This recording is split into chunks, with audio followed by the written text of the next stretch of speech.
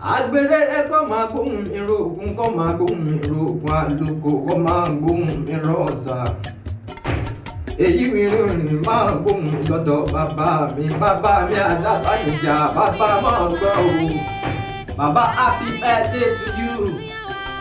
Ìgbọ̀dún ọdún kan ní lọ́lá ọlọ́wọ́n bá ẹ̀mí rògùn ò ní kọjú. Bàbá ò kọjú wálé ayé yìí o ọmọ òkun tí a jà. Bàbá ò kọjú wálé ayé yìí o ní kọjú lọ́rùn. Bọ́lá Olótù bàbá má pé mo bá ẹ lóye mo pè ẹni orúkọ. I wish you long life and prosperity. Ìgbọ̀dún ọdún kan ní lọ́lá ọlọ́wọ́n bá ẹ̀mí rògùn ò ní kọjú láéláé.